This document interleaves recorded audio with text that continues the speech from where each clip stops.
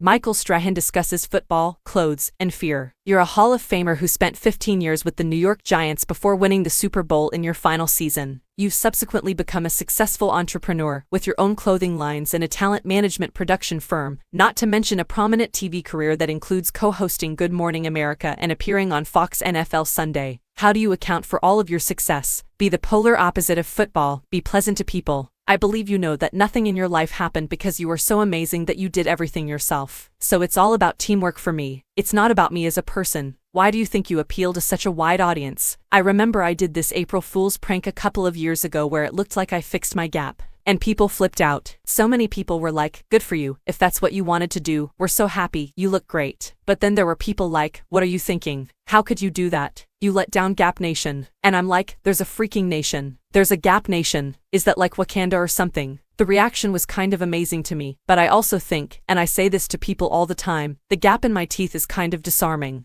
Because you obviously can't walk around this long in life with a gap like this and really take yourself too seriously. You gotta be able to laugh at yourself. And when I think people see the gap, they go, heck, he ain't perfect. Let's chat about your watch obsession. You're well known for being an avid collector. I'm a big Rolex enthusiast, as well as a big Patek fan and a big de Bethune guy. The watch you wear conveys your mood for the day. Do you recall your first timepiece? When I finished from high school, my parents purchased me a Movado. What entices you to buy a timepiece? I look for watches that complement my personality. I seek for a watch that is large enough to accommodate my wrist, because I can't walk around with a watch that is too dainty and gets lost. You've said New York is your favorite city because of its unmatched energy. Tell us about your Manhattan man cave. I describe my townhouse as roomy, modern, tasteful, elegant, sexy, like me. There are only 4 bedrooms, enough for me, my girls, who are going to college, and a guest. You don't want too many bedrooms. I found out that means people tend to think that they could stay with you. Is it true that it's stocked with a champagne vending machine? I was gifted it for my birthday about 4 years ago. It was like only the 3rd one that they made for like a private individual. And they made special coins that are gold and read NY92, like the Giants logo on both sides. You've decorated the place with some impressive art. Nothing sets a room off better than having the right piece of art, because it's an expression of the person who lives in the house. I have a nice Basquiat. I have great Ritnaz, a Robert Indiana. I love Keith Haring. We've heard you also keep your countless car models in a New Jersey warehouse. What was your first car? When I went to college, my parents bought me a Ford Festiva. It was powder blue with a pink wave down the side.